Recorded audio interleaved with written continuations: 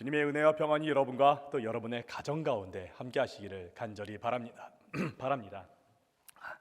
여러분은 어떤 목회자를 원하십니까? 그리고 여러분이 생각하는 좋은 목회자는 어떠한 분이십니까? 지난 2023년 9월에 한 리서치 기관에서 성도들에게 교인들이 말하는 목회자의 모습은 무엇인가라는 조사를 한 적이 있습니다. 그 결과를 보면은 1위는 인격과 인품, 그리고 2위는 성도에 대한 관심과 사랑, 그리고 3위는 설교 능력입니다. 그 외에도 여러 가지가 있지만은 이 세 가지가 압도적으로 많았습니다. 목회자가 특별한 달란트를 가졌다든지 아니면은 높은 학력을 가졌다라든지 위대한 업적을 쌓았다라든지 그런 것이 성도들에게 있어서 중요한 것이 아니라 성도들에게 있어서 우리 목회자들이 꼭 가졌으면 하는 것은 좋은 인품, 그리고 성도들에 대한 관심과 사랑, 그리고 설교의 능력이었다라는 것이지요. 목회자들도 요즘엔 그런 마음들을 잘 알고 있어가지고 부단히 노력하고 있습니다. 좋은 인품을 가지기 위해서, 또 성도들에게 정말 많은 사랑을 나누기 위해서, 그리고 특별히 정말 설교를 잘하기 위해서 많은 노력을 하고 있습니다. 그런데 참 쉽지가 않더라고요. 이 모든 것들을 다 갖추려고 무던히 노력해도 어느 것 하나 빠지게 되면서 아직 나는 너무나 많이 부족한가 보다 하는 그런 생각에 빠질 때가 많이 있습니다. 우리 목회자들이 어떻게 하면은 이러한 좋은 인품과 또 풍성한 사랑, 또 설교에 탁월한 능력을 가질 수 있게 될까요? 오늘 말씀을 통해서 한번 그것을 찾아보려고 합니다. 특별히 수많은 교회를 세우고 또 그 교회의 지도자들을 세우고 또 그 안에서 말씀을 전하면서 많은 교회들을 세운 사도 바울, 그 중에서도 사도행전의 말씀을 통해서 그것을 발견해보자 합니다. 오늘 본문에 있는 말씀은 사도행전 20장 17절부터 이어지는 사도 바울의 고별 설교에 있는 내용입니다. 사도 바울은 제3차 이제 전도 여행을 마치고서 예루살렘으로 가고자 했습니다. 그런데 이제 예루살렘으로 가게 되면은 더 이상 사람들을 만날 수 없는 상황 가운데 놓이게 된 것을 알게 되면서 교회 지도자들을 불러 그들에게 당부의 말씀을 전하는 것이 바로 오늘 본문의 고별 설교의 내용입니다. 특별히 에베소 교회 장로들, 에베소 교회 지도자들을 불렀습니다. 3년 동안 에베소 교회 가운데 말씀을 전하고 지도자를 세우고 또 그 안에서 정말 많은 시간을 할애하면서 애정을 가졌던 그 교회 지도자들을 불러가지고 내가 그동안 너희들에게 어떻게 사역했는지 잘 알고 있지 않느냐라면서 말하기 시작합니다. 어떤 상황에 있든지 복음을 전했고 복음을 가르쳤고 또 그 복음을 지켜왔노라고 말하고서 오늘 본문에 이르게 됩니다. 성령께서 자신을 메어가지고 예루살렘으로 지금 이제 가게 될 터인데 그곳에 가면 핍박이 있고 환란이 있고 결박이 있어서 어려움을 당하겠지만은 자신은 포기하지 않고 그 길을 끝까지 가겠노라고 하면서 사도행전 20장 24절에 있는 말씀을 사도 바울이 하게 됩니다. 우리 함께 사도행전 20장 24절에 있는 말씀 함께 읽어보도록 하겠습니다. 내가 달려갈 길과 주 예수께 받은 사명 곧 하나님의 은혜의 복음을 증언하는 일을 마치려 하면은 나의 생명조차 조금도 귀한 것으로 여기지 아니하노라. 사도 바울은 예루살렘에 그 무엇이 기다린다고 하여도 나는 사명을 위하여 달려가겠노라고 말합니다. 그리고서 오늘 본문에 있는 말씀을 교회 지도자들에게 당부하고 있습니다. 교회 지도자, 에베소 교회 장로들, 그 교회 지도자들을 불러놓고서 너희들이 교회에서 어떻게 해야 되는지, 교회에 있는 성도들을 위하여서 너희 지도자들이 어떠한 모습을 가져야 하는지에 대해서 말씀하고 있습니다. 이렇게 말합니다. 여러분은 자기 자신을 위하여 또 온 양떼를 위하여 삼가십시오 라고 말합니다. 교회 지도자는 자기 자신을 위하여 삼가고 또 온 양떼를 위하여 삼가라라고 말합니다. 여기서 삼가다라는 말의 헬라어를 보면 프로세코라는 단어를 사용합니다. 그 뜻은 주의하다, 조심하다, 살피다, 돌보다, 헌신하다라는 뜻을 가지고 있습니다. 그래서 삼가다라는 이 말을 오늘 본문 가운데서 이 헬라어의 뜻을 적용하다 보면은 자기 자신을 위하여 너희는 조심해야 된다, 주의해야 된다, 잘 살펴봐야 된다. 그리고 교회의 온 양떼들을 위하여 너희는 잘 살피면서 돌봐야 된다라는 말로 우리가 볼 수가 있습니다. 즉 너희는 교회 지도자들은 자기 자신을 잘 살피고 그리고 하나님께서 맡기신 양떼들을 잘 돌봐야 한다라는 것이죠. 왜냐하면은 오늘 본문 말씀에 이어지는데 성령님께서 교회 지도자들을 감독자로, 그 양떼의 감독자로 삼았기 때문이고, 이어서 그 양떼는 하나님께서 독생자 예수 그리스도의 핏값으로 산 정말 중요한 교회 공동체이기 때문에 잘 돌봐야 한다라는 겁니다. 그러기 위해서는 본인 스스로가 잘 살펴야 되고, 자기를 잘 살펴야 하고, 또 양떼를 잘 돌봐야 한다라는 것이죠. 오늘 이 두 가지에 대해서 함께 나눠보고자 합니다. 첫 번째입니다. 교회 지도자들, 목회자들은 자기 자신을 잘 살펴야 합니다. 자기 자신을 잘 살피는 것, 나 자신을 잘 돌아보고 점검하는 것이지요. 나 자신을 잘 돌아보고 점검하는 것, 우리나라 말로 한 단어가 있습니다. 성찰이라는 단어입니다. 성찰이라는 단어는 사전적 의미로 마음속으로 깊이 반성하여 살피는 것이라는 뜻을 가지고 있습니다. 마음속에 있는 것, 나 자신을 잘 반성하고 살펴보는 것, 그것이 성찰인데, 이러한 성찰은 동서고금을 막론하고 자기 자신의 인격의 수양과 완성을 위하여서 가장 기본적으로 요청되는 자세입니다. 보통 사람들은 일반적인 문제를 만나면 어떠합니까? 외부의 탓을 돌려서, 외부의 원인을 돌려가지고 자신은 그 책임에 피하고 도망치면서 그 원인을 다른 사람을 탓하면서 나아가기 일쑤죠. 하지만은 발전하고자 하는 사람, 성장하고자 하는 사람들은 어떤 문제를 만났을 때 그 문제가 왜 일어났는지, 내가 도대체 어떠했기 때문에 그러했는지, 그리고 나는 지금 그 문제 가운데 어떠한 마음을 가지고 있는지, 그런 성찰을 하게 된다라는 겁니다. 그래서 성찰이라는 것은 단순히 자기 반성만을 위한 것이 아니라 그 문제를 벗어나면서 그 문제로부터 더 나아가 발전하는 의미를 담고 있습니다. 그래서 지금 빠른 속도와 또 높은 성과를 요구하는 현대 세상 속에서도 이러한 성찰하는 모습, 자기 자신을 성찰하는 그러한 모습을 요구하고 있습니다. 목회자들이 자기 자신을 어떻게 성찰해야 할까요? 그리고 목회자들이 만약에 자기 자신을 성찰하지 못하면 어떠한 일이 일어나게 될까요? 우리가 잘 알다시피 목회자들이 자기 자신을 잘 성찰하지 못하면 말씀과 삶이 다른 위선적인 삶을 살아가게 됩니다. 복음서에서 예수님께서 그토록 비판했던 바리새인들, 율법학자들, 그리고 서기관 제사장들과 같이 많은 말씀들은 알고 있지만은, 많은 말씀들을 내가 배우고 알고 있지만은 그 말씀들이 삶 가운데 나타나지 않는 그러한 회칠한 무덤과 같은 모습들이 나타나게 되지요. 이런 것들은 겉으로 드러나는 모습들이기 때문에 목회자들이 정말 주의하고 위선적이 되지 않도록 부단히 노력합니다. 목회자들에게 있어서 성찰하지 못할 때 나타나는 가장 큰 문제는 보이지 않은 결과들입니다. 간단하게 영적인 기아 상태에 빠질 때가 있습니다. 그것이 어떤 것이냐면은 매일마다 말씀을 전할 때 그 생명의 말씀을 붙들고서 많은 성도들에게 그 말씀을 나누고 먹이고 있지만은 정작 본인은 그 말씀을 먹지 못한 상태에서 허덕거리며 살아가고 있는 것이죠. 매일마다 말씀을 전하고 계속해서 말씀을 전하는데 정작 자신은 그 말씀을 받지 못하고 그 말씀을 먹지 못하는 상황 가운데서 계속 말씀을 전하다 보니 말씀의 그 영적인 허덕임에, 영적인 탈진 상태에 빠져버리고 만다라는 것입니다. 그러다 보면 어떻게 말씀을 전하겠습니까? 성령이 없이, 진실함이 없이, 생명력이 없이 말씀을 전하겠지요. 그러면 목회자는 어떻게 자신을 성찰해야 하는 것일까요? 신학교 시절에 참 독특한 교수님을 만나서 여러 종교를 체험한 적이 있습니다. 갑자기 이슬람 사원을 가야 된다 그래가지고 이슬람 사원에 가갖고 케밥을, 이슬람 사원 사람들을 만나기도 하고 거기서 여러 음식을 먹기도 하고, 또 갑자기 금산사 같은 그런 절에 데리고 가더니 스님들을 만나서 대화해야 된다라고 그러고, 갑자기 가톨릭 성당을 데려가갖고 신부님들이랑 대화하게 하는 등 여러 가지 종교 체험을 했습니다. 그 중에서 제가 가장 기억에 남는 체험이 무엇이냐면은 여름방학 때 갑자기 어디를 가야 한대요. 그러고서 갔는데 한참을 가니까 계룡산이 나오더라고요. 그 계룡산 밑자락에 보니까 수녀님들이 운영하시는 피정의 집이 있었습니다. 그곳에서 2박 3일을 머물러야 된대요.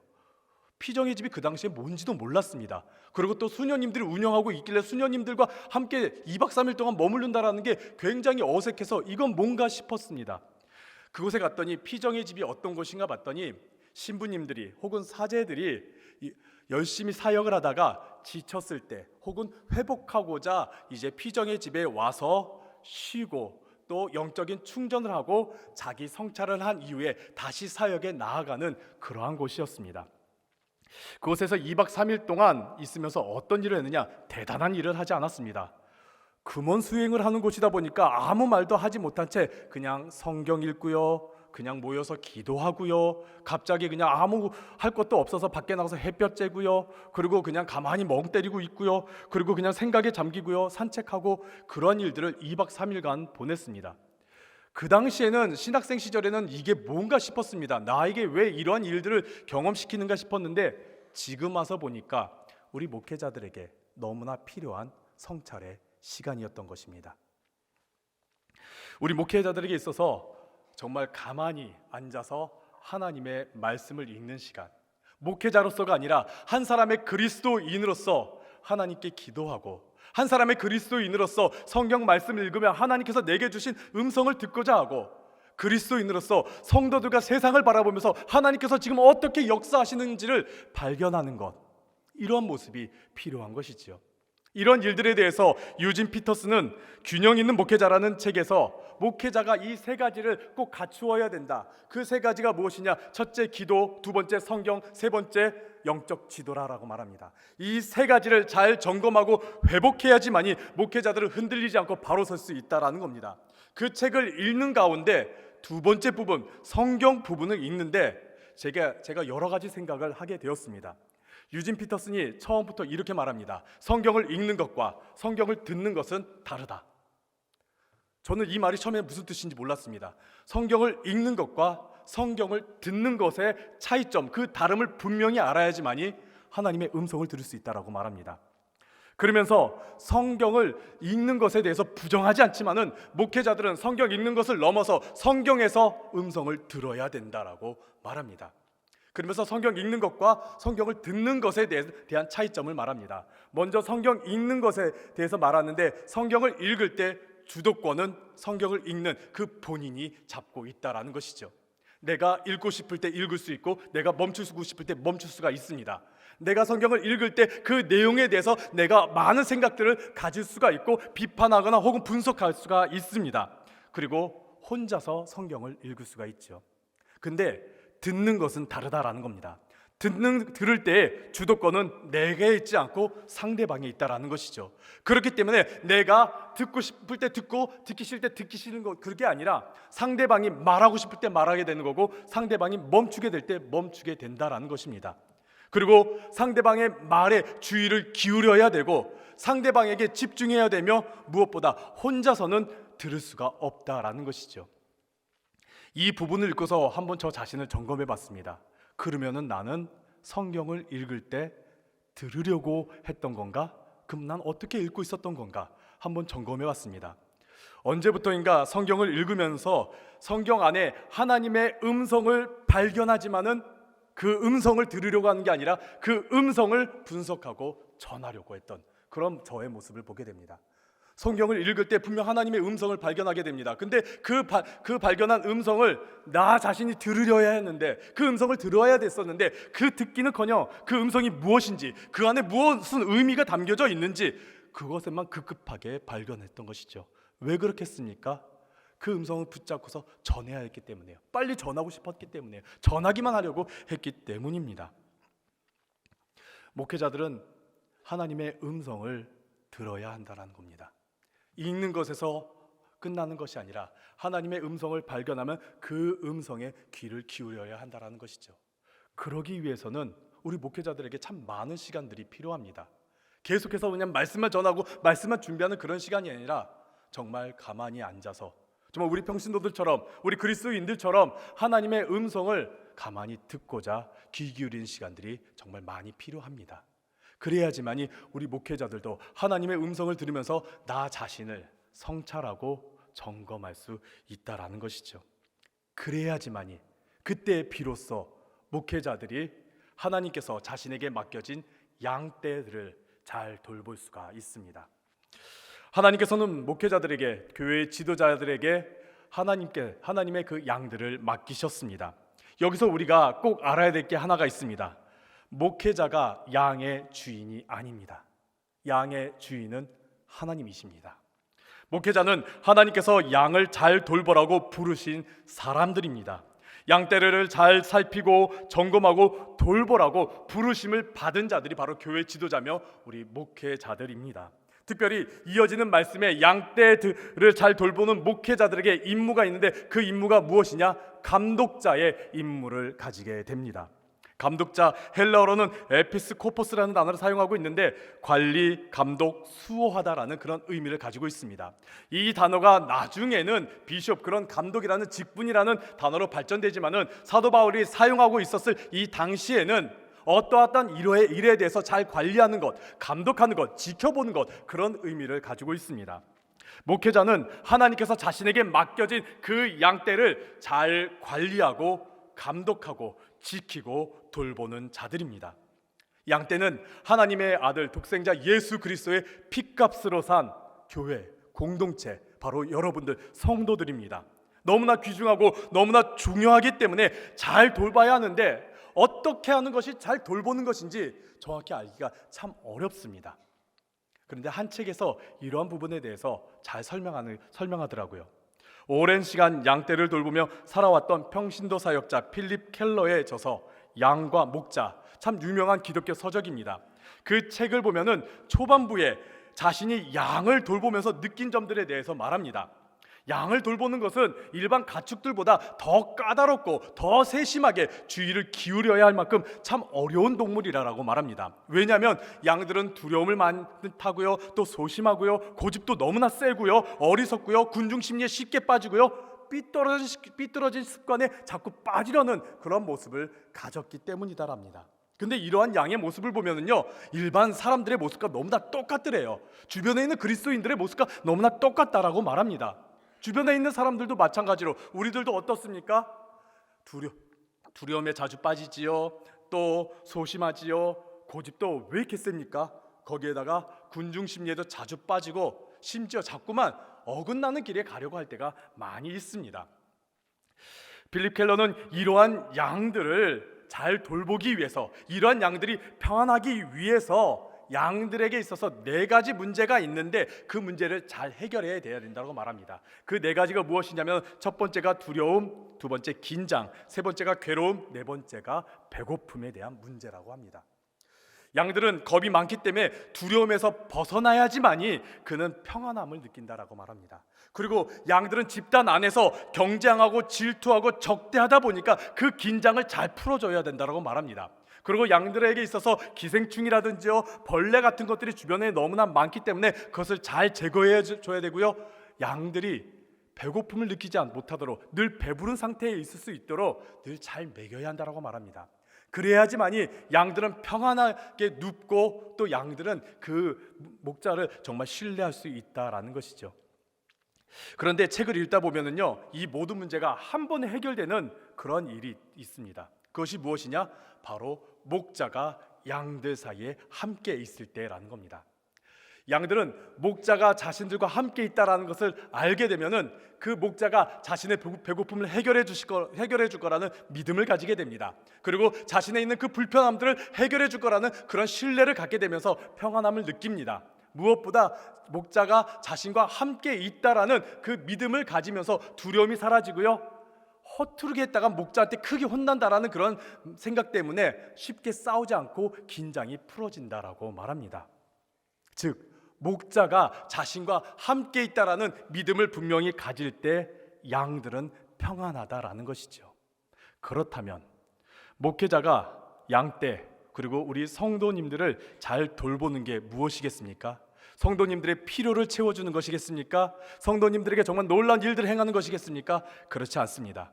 성도님들을 주님께로 인도하는 것, 주님께서 나와 함께 하심을 분명하게 믿게 하는 것, 그것이 우리 목회자들이 양떼들을 잘 돌보는 것, 우리 성도님들을 잘 돌보는 것이겠지요.